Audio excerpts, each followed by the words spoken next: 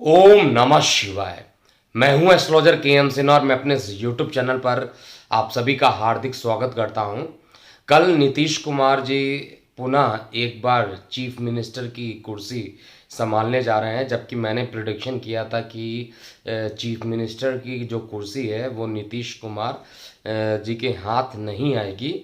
और कुछ देखिए, आज जिस तरीके का घटनाक्रम हुआ है बिहार की राजनीति में, जहां पर पहले तो जेडीयू विधायक दल की बैठक हुई और उसके बाद एनडीए विधायक दल की बैठक हुई और उसमें फाइनली सुशील मोदी जी को गायब कर दिया गया। वो डिप्टी सीएम पहले थे, लेकिन अब उनको वहां से पदभार से हटा दिया जा रहा है, जैसा कि अभी तक पता चला। हालांकि अंतिम निर्णय तो कल पता चलेगा और इसके लिए दो डिप्टी सीएम, जैसा कि न्यूज़ में भी मैंने चेक किया है, वो सामने आ रहे हैं। लेकिन क्वेश्चन देखिए, आश्चर्यजनक वाला ज़रूर क्वेश्चन है।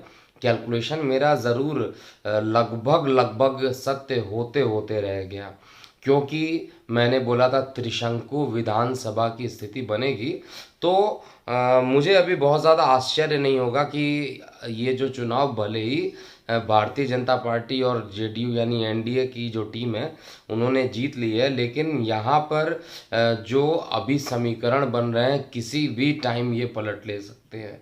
आपको ये पता होगा कि 111 सीट पर आरजेडी और महागठबंधन, मतलब महागठबंधन की 111 सीटें अभी हैं और 5 सीटें जो एएमआईएम की है यानी ओवैसी की जो 5 सीटें हैं वो भी निश्चित रूप से आप काउंट करके अभी रख लीजिए। 116 सीटें कहीं पे भी महागठबंधन की गई नहीं है और कहीं किसी भी टाइम पर किसी भी समय पर ये जो 4 सीटें हैं HAVM की, ये मांझी जी की, और वीआईपी की जो 4 सीटें हैं, या किसी तरीके का गठजोड़ देखा जाए तो यहाँ पर किसी भी समय बाजी पलट सकती है। और इसी कारण से शायद नीतीश कुमार जी ने आज यहाँ पर चीफ मिनिस्टर बनने के लिए उनका स्टेटमेंट सुनकर आश्चर्य लगा कि मैं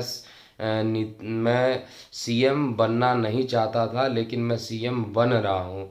जबकि आप सभी लोगों को पता होगा कि उन्होंने अपनी अंतिम रैली में ये कहा था कि अंत भला तो सब भला। तो यहाँ पर जिस तरीके से बात हो रही है राजनीतिक उठापटक की, तो एक बार पुनः मैं नीतीश कुमार जी की कुंडली का अध्ययन ज़रूर करूँगा।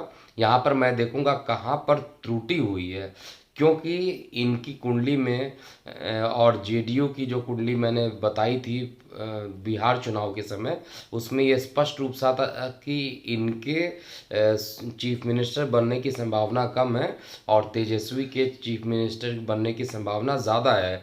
और ये मैंने शटबल से कैलकुलेट किया था और वो बताया भी था। तो देखिए, रिजल्ट इसी के अकॉर्डिंग आया भी है। जेडीयू को कम सीटें मिली है और आरजेडी को ज़्यादा सीटें मिली हैं।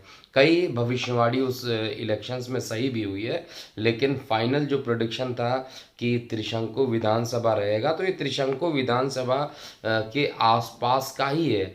ये जो 125 सीटें एनडीए के पास आई है, ये किसी भी टाइम 4 लोग अगर समर्थन अपना वापस कर ले, वीआईपी के भी 4 हैं और मांझी जी की पार्टी के भी 4 हैं, किसी भी टाइम ये समर्थन वापस कर ले तो आप खुद कहिएगा त्रिशंकु विधानसभा बन गई है। हो सकता है मेरे डेट के कैलकुलेशन में एक आध 2 महीने का अंतर आ जाता है कभी कभी कैलकुलेट करने पे। मैं यहाँ पर अंतिम रूप से तो नहीं बोल रहा हूँ कि 2 मंथ के बाद ही ये सरकार गिर जाएगी।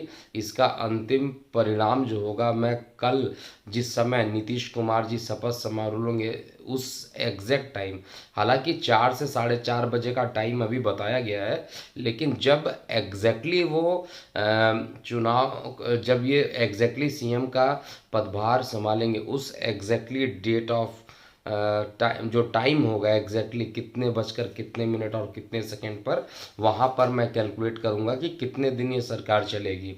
क्योंकि जो त्रिशंकु विधानसभा की कंडीशन होती है लगभग कुछ इसी तरीके से होती है। 4 विधायक इधर से उधर हो गए, आप की भविष्यवाणियाँ गलत हो जाती है, आपकी कई लोगों की जो है प्रोडिक्शंस गलत हो जाएगी, और कई लोग ये कहेंगे कि फिर यहाँ पर तेजस्वी कुमार की सरकार बन गई, और 4 मंत्री अगर इधर से उधर हो जाए तो सारा मामला जो है चेंज हो जाएगा। फिलहाल मैं तो यही चाहता हूँ कि देश हित में एनडीए बनी रहे।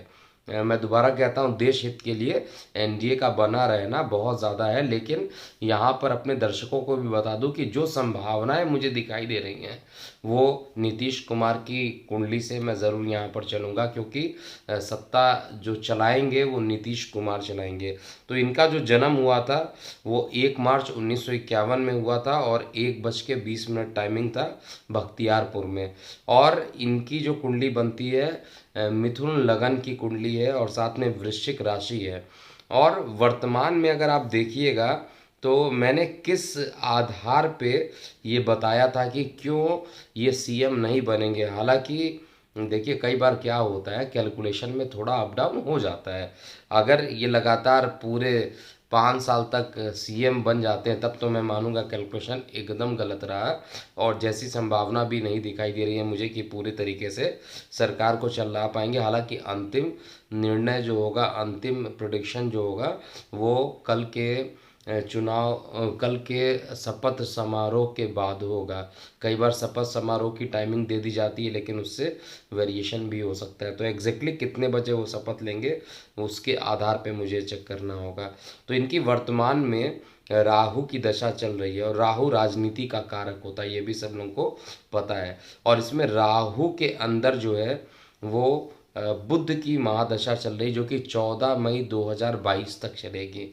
तो 14 मई 2022 तक तो इनकी सरकार जो मुझे दिखाई दे रहा है, एक कंडीशन उसके अंदर है, जो बीच में जो अंतर प्रत्यंतर दशा पड़ रहा है राहु के अंदर, बुध के अंदर जो चंद्रमा स्टार्ट हुआ है 19/11/2020 से स्टार्ट होगा, और 5 फरवरी 2021 तक चलेगा। ये टाइम जो रहेगा, 1.5-2 महीने का जो टाइम रहेगा, यहाँ पर कुछ भी हो सकता है। यहाँ पर किसी भी प्रकार के समीकरण कभी भी बदल सकते हैं। ये 2 मंथ बहुत ज़्यादा प्रिसाइजली वेट एंड वॉच वाली कंडीशन रहेगी, और अगर ये 2 मंथ इनका निकल जाता है तो भी 14 मई 2022 तक इनकी सरकार बची रहेगी। और अंतिम कहाँ तक चलेगी इनके शपथ समारोह के अकॉर्डिंग ही मैं चेक करके बताऊंगा। तो फिलहाल जो गणना आ रही है वो 2 महीने तक जो डेंजर पीरियड था मैं उसके हिसाब से बताया था। 19/11/2022 के आसपास जो है जो चंद्रमा चलेगा, इनकी कुंडली में चंद्रमा नीच का भी है, और रोग स्थान पर बैठा है, शत्रु के स्थान पर बैठा है, जहाँ इसका नीच भंग नहीं हो रहा है। तो यहाँ पर पूरी संभावना है कुंडली से ये है। कई बार क्या होता है कि जो दशाएं चलती हैं वो 10-15 दिन आगे पीछे भी आ जाती हैं। जैसे सूर्य का राशि परिवर्तन 15 या 16 को होगा तो कई लोगों का 12 को ही उसका इफेक्ट दिखाई देने लगता है, कई लोगों को 18 को इफेक्ट दिखाई देता है। लेकिन रेंज एक बनाकर हमेशा चलना चाहिए, मेजर और माइनर रेंज बनाकर चलना चाहिए। तो उसके हिसाब से जो नवंबर का मंथ था इसमें इनकी प्रत्यंतर दशा चंद्रमा की चेंज हो रही थी। इस आधार पे ये देखा जा रहा था कि इनकी मुख्यमंत्री बनने की संभावना कम थी। और अगर देखा जाए बन तो ये रहे हैं ज़रूर, लेकिन ये अपने दम पे नहीं बन रहे हैं।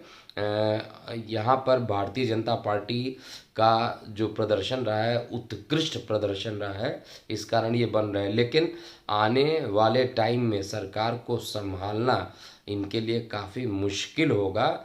और मैं बार बार रिपीट कर रहा हूँ, 4 नंबर HAM का भी है मांझी जी का, और 4 नंबर VIP पार्टी की भी है। ये 4 विधायक जब भी शिफ्ट कर जाएंगे वैसे ही बिहार का राजनीतिक समीकरण चेंज हो जाएगा। इसलिए ये 4 का जो चेंजिंग है ये इनके लिए काफ़ी मुश्किलों का सामना कर सकता है। और दूसरी तरफ तेजस्वी यादव जी को AMIM का सपोर्ट एकदम आराम से मिलेगा, और किसी एक पार्टी का और सपोर्ट मिल गया तो वहाँ पर भी पुनः एक बार तेजस्वी जो होंगे वो चीफ मिनिस्टर बनेंगे। और मैं बार बार इस चीज़ को रिपीट कर रहा हूँ, अपनी गणनाओं में अभी तो मैं सिद्ध नहीं हो पाया हूँ, लेकिन आने वाले समय में ये गणनाएं सत्य होते हुए भी आप ज़रूर देखिएगा। लेकिन मैं फिर भी यही चीज़ बताऊंगा, ये तो कैलकुलेशन है। देश हित के लिए मैं चाहता हूँ कि एनडीए ही आए, लेकिन जहाँ पर मुझे दिखाई देता है कि प्रॉब्लम है, वहाँ पर मुझे उसका डिस्क्लेमर भी देना पड़ता है कि ये टाइम अच्छे से बीत जाए, वहाँ की सरकार ना गिरे, ऐसी मेरी प्रार्थना है। आप भी अपने कमेंट बॉक्स में यहाँ पर ज़रूर लिखिए। लेकिन मुझे आगे चलते हुए ये सरकार, मुझे 14 मई 2022 तक ये सरकार शायद चल जाएगी। उसके बाद फिर सत्ता परिवर्तन होगा, और तत्काल के लिए जो अभी एक रेड अलर्ट रहेगा नीतीश कुमार की सरकार के लिए, वो इनकी कुंडली के अकॉर्डिंग, क्योंकि यही सत्ता को चलाएंगे, वो फरवरी के आसपास तक का जो टाइम आ रहा है, ये 2-3 महीने इनको टाइम निकालना बहुत इंपॉर्टेंट है। एक बार ये 2-3 महीने टाइम निकल गया तो फिर इनकी सरकार 14 मई 2022 तक तो चल जाएगी, लेकिन उसके बाद तो गिरना तय है। तो अभी के लिए इतना ही। मैं हूँ एस्ट्रोलॉजर के एम सिन्हा। ओम